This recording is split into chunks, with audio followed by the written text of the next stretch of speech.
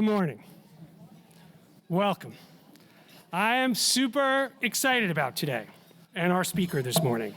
So let us all start with a warm ABNY welcome for our Majority Leader of the New York State Senate, the President pro tempore. By the way, I had to look that up, wasn't quite sure exactly what that was. Please welcome Andrea Stewart-Cousins.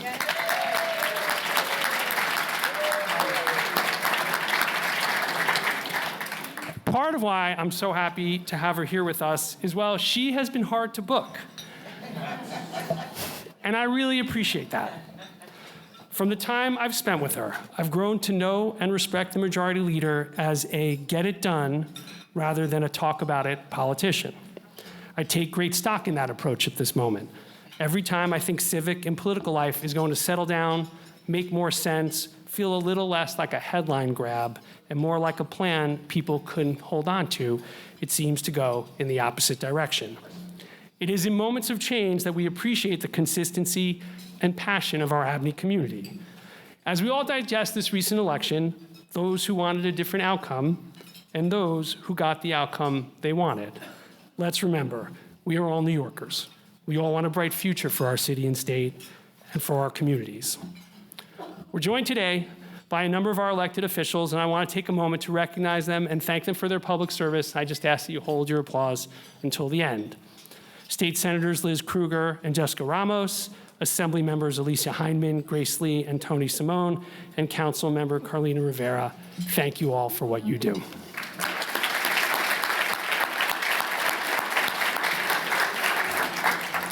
And now on to our speaker. Andrea Stewart-Cousins is a deeply principled and highly effective public servant. Agree with her or disagree, she calls it like she sees it. And she has done something remarkable that was desperately needed. Andrea Stewart-Cousins is the woman who tamed the New York State Senate. Do you remember, not so long ago, how unusual a place the New York State Senate was? The IDC, the 3, sometimes 4 amigos, the leadership coups, the number of people who left their jobs in handcuffs. For a long time, the old Cindy Adams joke wasn't entirely off the mark. If you're indicted, you're invited. Andrea Stewart-Cousins has given this long-time famous legislative body a strong and stable footing. And with this last election, she just became the longest ever serving Democratic Majority Leader in the state Senate history, a credit to her character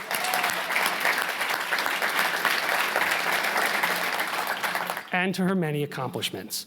On her road to this moment, she has truly had a historic ascent, one that did not start in politics. She grew up in public housing on the Upper West Side and in the Bronx. She was a public school teacher. She spent most of her early career working for New York Telephone, what we now know today as AT&T, as a telemarketer. She was a working class mom living in Yonkers. Then she started to volunteer in Yonkers and was so successful at that the mayor named her the city's director of community affairs. From there, she began a political rise that would take her to the Westchester County Board of Legislators and all the way to the highest post in the New York State Senate.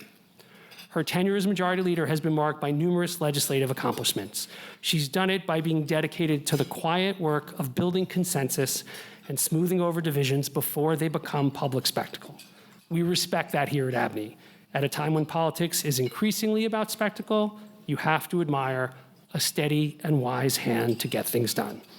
And though she is more apt to give credit to her legislative colleagues, it is safe to say the Majority Leader deserves her more than her fair share of credit too.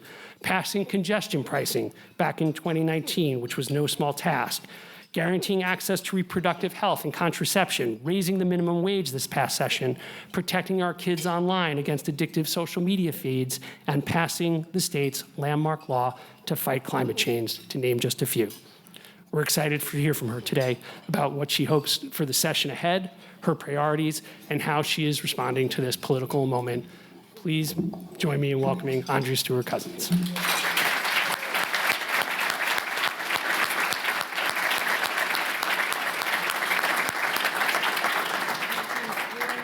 Thank you.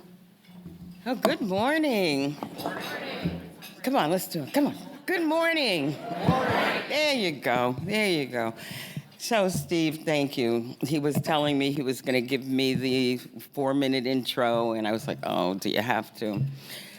You know, you hate it when somebody's just reading the bio and just telling you what you could have read yourself. But the introduction, thank you, was personal. It was lovely. And, you know, I think that we have grown to mutually respect one another because of your advocacy. Part of the ability for us to pass that social media bill that really is directed at taking care of our kids was something that I had a conversation with him about, and we promised that we would work together. And so we couldn't have done it without your advocacy, and hopefully we lead the nation in protecting children from these harmful algorithms. So thank you so much, Steve. And you should give him some applause for that. And thank you for, which is why, you know, it's been hard to book me, he says, but, you know, I thought it was time. I thought it was time to come because, quite honestly, he convinced me that you're a great crowd. And he's right. There is, looking across the room, I know so many of you, and those of you I don't know, I'm looking forward to at least letting you get to know me. But clearly, you are what helps to make New York, you know, a wonderful place. And it is the partnership that we find in rooms like this that allow us to do the work that we must do on behalf of all of New York residents. I'm so happy to be joined by my legislative colleagues in the Assembly and the Senate, but I gotta shout out my 2 senators who are here, especially since one of them is practically responsible for me actually joining the Senate, and that is Senator Liz Krueger, who's my finance chair. Years ago, she was the head of DSCC, a job that Mike Gianaris, my deputy, now has. But she convinced me to run for Senate, and I did. And she also had been convinced, I guess, 2 years before that, 2 to 4 years before that. So we've been partners in this for a while. I must tell you that the first time I ran for Senate, I lost by 18 votes.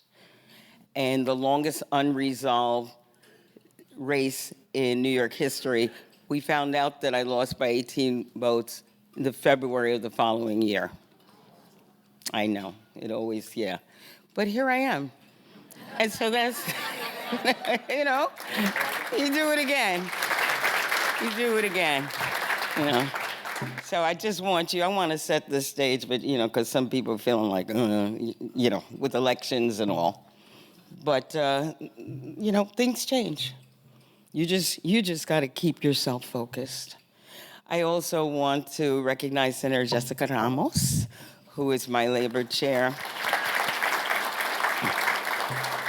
And one of the, you know, up-and-comings, I'm sure you hear her name in a variety of places, but, you know, we have an incredible Senate. And as I said, we are, you know, a diverse, demographically, geographically, in every kind of way, the most diverse Senate that has ever been in the chamber. And we are able, I think, in many ways, to bring the perspective of New York to our table. And Steve, that's how we do it. We sort it through. We understand that what's happening in Western New York may not be happening, you know, in Staten Island. But we have voices from everywhere, and we just massage it. And we also know that people expected us, because we're Democrats, not to be able to figure it out. right? They're like, oh no, these people can never do that. They're not monolithic. They're not of one mind, and everybody's got their ego and so on and so forth. And so we felt compelled after what you described, what people had gone through watching the Senate go through iterations of leadership that unfortunately, in many ways didn't end well. They expected us in all of our diversity to just dissemble. And we could not allow for that to happen, because what happens in the Senate, quite honestly, is what we believe should happen in America. We believe that our diversity is our strength, and we believe that if we could demonstrate how we can work together, how we can solve problems, how we can be in touch with people are really concerned about and really work with them to do it, we could demonstrate not only that we as the Senate can function, but America in its highest aspiration can function as well. So that's why we work so hard to get consensus. And that's why New Yorkers have rewarded the work that we've done by sending us back with larger and larger majorities. Again, we have now the third largest majority ever in this chamber. The other two large majorities has also been held by the Senate Democrats. And when Steve talks about, I'll be the longest serving Senate Democratic leader in the history of the state, that is true. But that is only 7 years. When I say only, I want to put it into context. People think of New York as a really blue state, and the reality is that in the Senate, the Democrats have only been, technically in charge for about 10 or 15 years, maybe 10. The better part of a century has been set by the Republicans in the Senate, and people don't realize that. So the fact that we've had the opportunity, because New Yorkers have invested in us and we have invested in them, to be able to have the kinds of policies that we have is why we're excited and why we will continue to build on the progress that we've already made. So when we talk about progress and we talk about what's on people's minds, the reality is that affordability has always been the center of what we are trying to do. And we look at it, from the very beginning. And that's why we actually, tackled the Empire State Child Tax Credit. I mean, a couple of years ago, the credit was only applicable for kids 4 and over. And so parents who had children under 4 weren't getting the tax credit. Didn't make sense to us. So we expanded that so that we could give some relief to children to parents when their child is born. We also looked at childcare. We had a $1.78 billion childcare block grant. The idea of that was to be able to expand eligibility for working families to access childcare with subsidies. We know that matters. And even when you look at pre-K, when the conversation around pre-K, which we were always invested in, when that conversation began, basically people were talking about New York City pre-K. And our conferences has expanded it to be a statewide endeavor.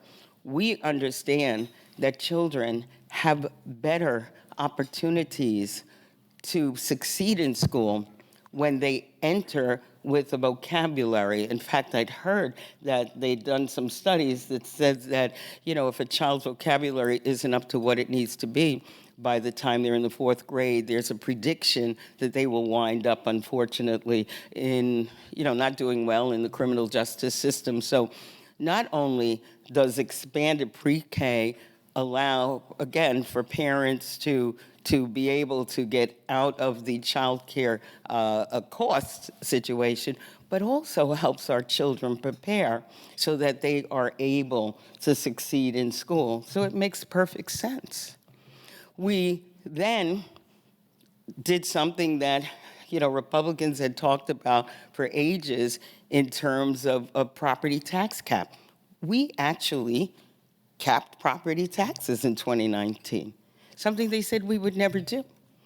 And the concern was if we actually cap the property taxes, which we know goes into our schools district, that schools would be underfunded. But we didn't let that happen. Again, there had been lawsuits over 30 years saying that certain school districts, certainly school districts that were, poor school districts, mostly Black and brown kids, underfunded. The state was sued.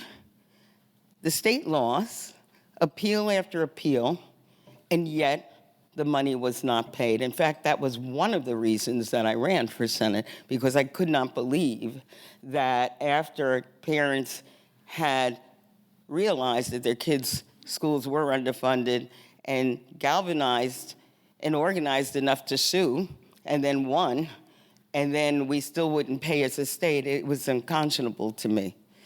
And yet, that's where we were. Why? Because at that point, the Senate had decided that it was just too expensive to pay that money. So we look at the expense of not educating our kids. We look at the expense of not putting resources into our kids.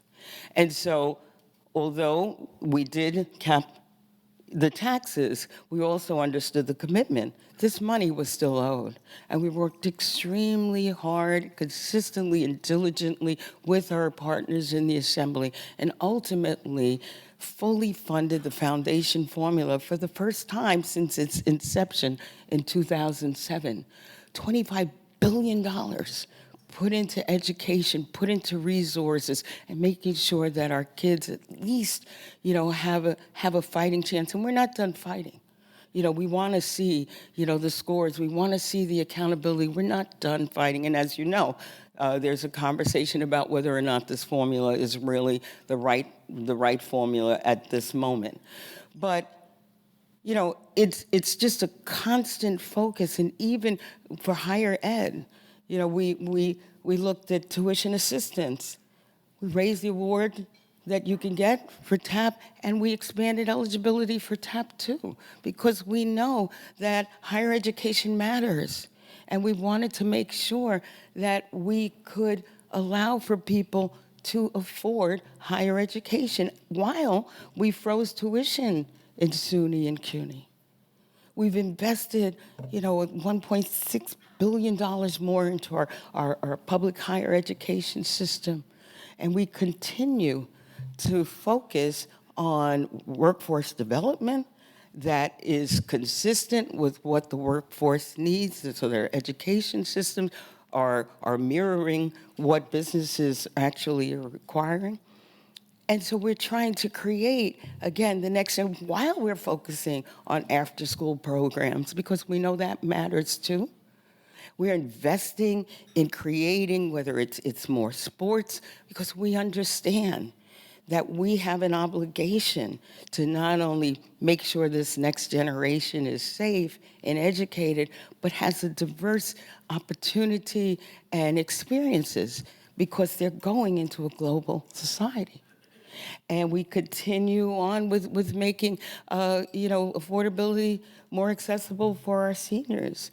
The senior renters used to you couldn't make over like $35,000 to be eligible for tax relief, and we've raised that to $55,000. We have found ways, as you know, to cap the cost of drugs for diabetes. And we have actually, in terms of our entire population, in terms of our middle class, we've had the most sustained middle class tax cuts over 70 years. So we have looked at the kitchen table issues. We've decided that we can also be progressive in doing that, and that's why we've done this landmark climate change initiatives, because we understand we have to sustain our planet. and we have to take climate change seriously. So we've done that as well. Housing, I know in this group, you all are very, very interested in housing, as are we. And we know that the governor, a couple of years ago would come out with a housing plan, and it didn't get very far because we didn't see it as the holistic housing plan that we needed. We didn't want to continue investing in a program that was not producing the affordability in housing that we wanted. And we also wanted to protect tenants, which we initially did when we started out with our rent regulations, which used to expire every few years. They don't expire anymore. We changed rent regulations. We wanted to preserve our affordable housing stock while we figured out a way to create new housing. And this comprehensive package that we did not only allowed for the extension of 421A projects that were already in the pipeline, and I understand that's pretty successful. There are about 650 building owners who have indicated that they are moving forward, which will put, I think, about 71,000 new units online, 21,000 of which will be affordable. And we've created now the 485X, which will give us even more affordability, has worker protections in it, and is more in line with the philosophy of our not only legislature, but people who want to see housing that they can afford. We also invested in public housing because, again, on a federal level, they sort of stopped investing in public housing. As Steve said, I grew up in public housing, and I know how important it is to stabilize people's living arrangements so that they can actually go out and conquer the world. So we've invested in public housing not only in New York City, but beyond. We've also put hundreds of $millions into programs which will incentivize new housing, looking at state land or otherwise, so that people can start thinking about building affordable housing. Upstate, there was a conversation about buildings that were decrepit and falling apart and people walking away from that. So we put $40 million into infill housing so that some of these buildings that are falling into disrepair will be able to be rehabilitated. We've given money so that there's more flexibility for people who are hanging on, but for a couple of $100 might lose their apartments. You hear about those stories all the time. Somehow they can be put in hotels or shelters, but if they only had another couple of $100, they could actually maintain their home. So we've now put about $600 some odd million to allow for our social services agencies to be more flexible to help these families to stay in their homes while they're getting on their feet. And we've also looked at how we can help people who are in danger of losing their homes around mortgage issues, and put another $40 million to help those homeowners, not to even talk about what we put into legal services to be able to help prevent eviction. Our whole focus has been on affordability. And, even in terms of, we've continued, obviously, with the regional economic development plans, putting hundreds of millions of dollars into various regions because, one, size doesn't fit all. What works here might not work there. We've invested certainly in agriculture in wonderful ways that have not only, it's been difficult, obviously, with all that we've been through economically, but one of the things that we wanted to make sure is that we connect our farmers more with the needs here on the ground. And I was just at Feeding Westchester, which is just an incredible program, and they talked about Nourish New York and how our investment in making sure that fresh produce gets into places where it's most needed and gets out to people, it makes a difference. We've invested in small businesses. We've tried to incentivize them with tax credits and highlighting them. MWBE, our conference is extremely focused on making sure that in the hundreds and billions of dollars that we spend, that we are giving opportunities to minority and women-owned businesses to also be part of this a wonderful, wonderful tapestry of entrepreneurship. I think I can, just kind of go on and on to explain to you that we are successful because we get it. We understand that people care about safety in their communities. And we have invested in communities, whether it's working with violence prevention, our local law enforcement. We've found ways also to make sure we do sensible gun laws. And so we tell people, you should lock up your guns. You got to do that. We have red flag laws so that if somebody is looking like they're in danger of doing something horrible, that their weapons can be confiscated. We've banned bump stocks. We've done a number of things to make sure that communities are safe. We do background checks. We do sensible things. And yes, we do criminal justice reform because many people understand that you can have justice without finding ways to, say, penalize people because they can't afford to pay bail. So we did do criminal justice reform for people who committed misdemeanors as well as nonviolent felonies.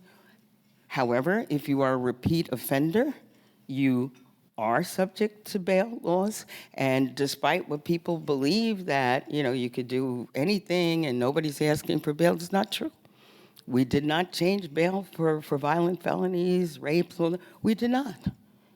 But what we did say is if you indeed are accused of a misdemeanor, then you shouldn't spend 3 years in Rikers Island waiting for somebody to hear your case because you didn't have a couple of $1,000s to get out. We want criminals to be criminalized. We don't want poverty to be criminalized. And we certainly don't want poverty to be criminalized when you're talking about misdemeanor and low-level offenses, because we do actually believe that you are entitled to your day in court. And the other thing that people do understand, that just because that person who's accused of a misdemeanor is not immediately arrested does not mean that they don't have their day in court. They go to court. So again, there are a lot of things that we have done. ERA just passed. Senator Kruger certainly was at the forefront of that. We codified our reproductive. That was the second thing that made me run the first time, because I wanted to codify Roe v. Wade. So by the time we got to it in 2019, the country had decodified Roe v. Wade. It was rather terrible. But the reality is that we did do it in 2019, and then we realized that we could indeed make sure that it was part of our Constitution, and that's why the push for the ERA. The other part of the ERA was that we, in New York, again, had been very diligent in going beyond what the Constitution called for in terms of protection, which our Constitution protects you for religion, creed, race, and that was it. And meanwhile, we'd evolved. We protect the LGBTQ plus community. We are not discriminating against people because of their national origin and their disabilities, age. There's all these things that we have, as New Yorkers, created laws to prevent. However, our Constitution was dated 1938, and nothing had been updated. So in the ERA, the Equal Rights Amendment, which again passed overwhelmingly, we also updated the protections for the people that we live with, love, and care about. So that's what we did. We spend an incredible amount of time talking to each other, but mostly talking to you, trying to figure out what we could do to make your lives better. Because most of us are like most of you. Yeah, I grew up in public housing, and I always contextualize that. My dad was a World War II veteran, Purple Heart, Bronze Star, served in the segregated army. When he came back, the GI Bill didn't apply to him. So instead of being able to buy homes or have a bank loan him money, but again, his counterparts were given access to home ownership. We were given access to public housing. So that's why I grew up in public housing. And I went to public schools. That's why I care about public schools. When my mother, who typed 100 words a minute, wanted to work for corporate America, she couldn't because they weren't hiring people that looked like her. And she would watch her white counterparts, sometimes hunting and pecking, and her fingers could fly. But she went to New York City and worked because they had civil service, which again, on a national level, apparently they don't want, but they had civil service, and she was able to pass the test. She got to be ultimately the head of the steno pool at the Corporation Council in New York City before she had to leave because there was no childcare to take care of my brother and I. I was very sick. I was asthmatic, but my dad worked for Western Electric at that time, so you heard that I worked in the phone company because my daddy did. But the opportunities for him were always basement level. All the black people who worked in Western Electric at the time stayed in the basement, period. No matter where you came from, you could be my dad's boss because that's how it was. I have had a life that is extraordinary based on the circumstances. What happened in the intervening time where people of vision, allies, people came together and said, this isn't right. That isn't right. Why is this? When I was in New York Telephone, I was in the business office. At that time, women, basically, you were in the business office or you were an operator. Those were your options. And a class action suit was filed, which allowed people like me to be promoted into sales and marketing, which is ultimately what happened, but 2 at a time, because they didn't want to change the system that dramatically. But guess what I did when I finally got my promotion? I met my husband, in addition to having a $20,000 raise and I got a company car. Who knew? I didn't know. And then, I was able to leave. The Bell system broke up. I went to AT&T and then ultimately left the company and started on another path, journalism and teaching and so on. And here I am. Didn't happen without people changing things. Didn't happen without people looking at rooms that didn't look like this, saying, you know what? These rooms can look different. People have things to bring to the table. People can break glass ceilings and other barriers. And we're better because we do. So when I look at where I am as the first woman leader in the history of the state, I know it's the result of so many people who came before me, who removed obstacles, who said this isn't fair. And that's why we're not afraid in our conference of ceiling breakers, of first evers. Those people who people thought could never, ever, ever get along. That's why we have a responsibility to prove that the investment in this dream bears fruit. That's what I want for New York. That's what I want for the country. And despite where we are in terms of where we think our politics can and cannot go, I hope that you hold in mind the fact that we have come an extraordinary way from places that none of us ever thought we'd come. And we did it because we had a vision of progress and because we have an ability and capability to transcend people's low expectations of us. So anyway, that's what I got to say.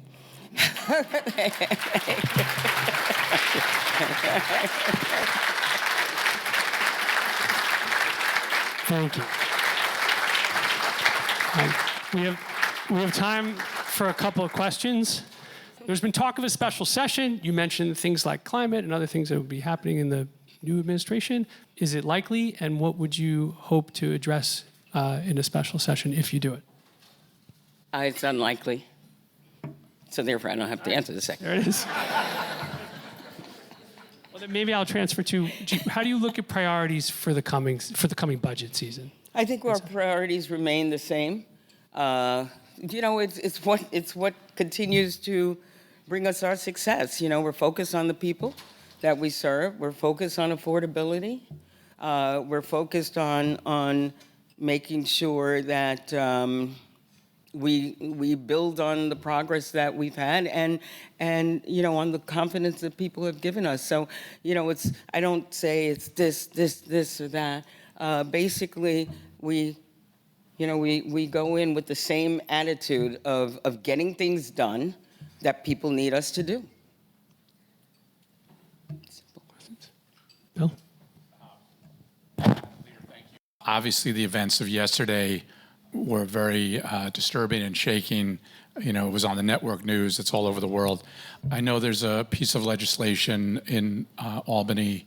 I believe Assemblyman Brownstein and Brad Holman-Siegel are pushing forward some ideas to help make it easier to get an approval to commit somebody for mental illness. Can you just talk about that and what else can be done in terms of, I think that's one of the biggest fears at our board meeting we talk about all the time, is the fear of the mentally ill and how we can do a better job of helping them to get off the streets, helping them to find a pathway to recovery. Yes. Yeah. I think certainly we have all, especially in this post-COVID era, realizing that the emphasis on mental health has been too little.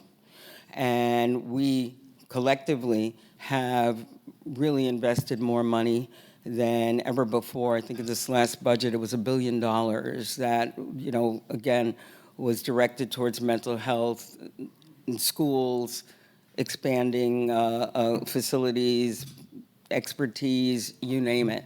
And so, again, we are always looking at ways that we can make sure that, again, people who need help get that help. And so I'm sure the conversation will begin again anew. It's not that it hasn't been, and obviously we're always concerned about people's rights, but we're also concerned about safety. So we will continue the conversation. We want to get to the right place. We want to stop prisons from being the repository of our, people who actually are mentally ill and need help. And we want to make sure that the facilities are available for those people. So it's something that we all rightfully have to care about, and we do. Good morning, Madam Leader. Good morning. Given your commitment to affordability, I have an economic development question for you. So, given that the tech industry is growing, it's an important pillar here to New York's economy. The governor and the mayor has made some commitments to further its growth. The governor invested in Empire AI. What do you mean the governor? Well, yes, exactly. Yeah, collectively, yes. Well, was it $400 million that we passed? This is true. This is true. So I was going to ask you. No, you're absolutely right. It's a three.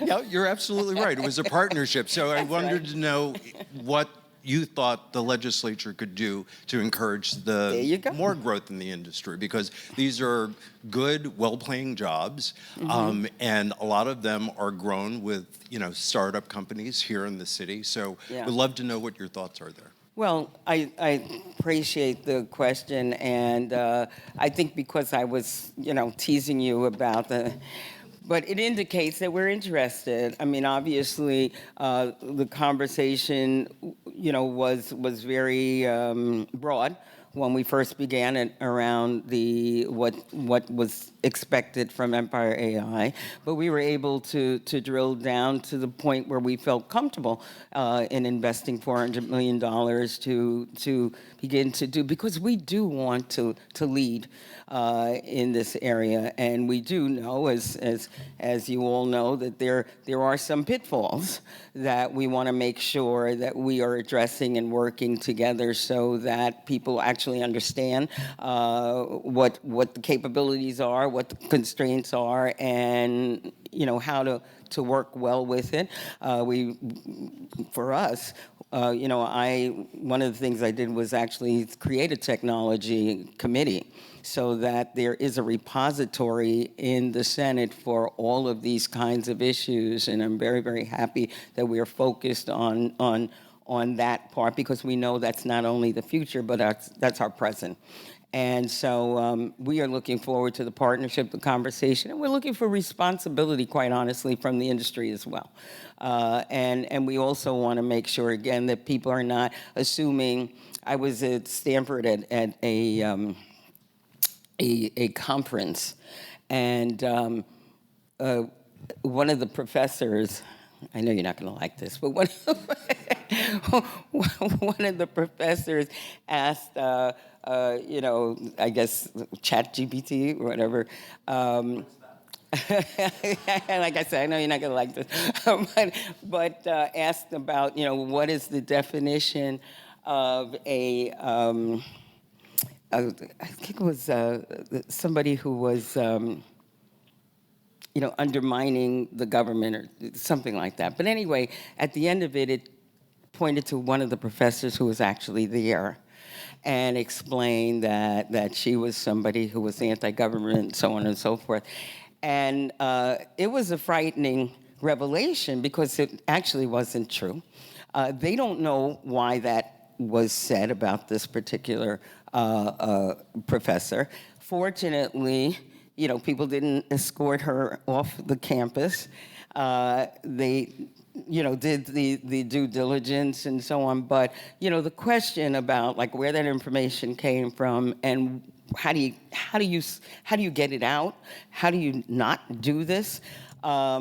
Is still one that I don't think, as a country, we've really put our arms around, and we're going to need everybody to really sort of focus. I believe in Europe there's a little more constraints about, with AI, and they're just not what we need here. So I am looking forward to our partners working with us. We will continue to invest because we understand that the future is here.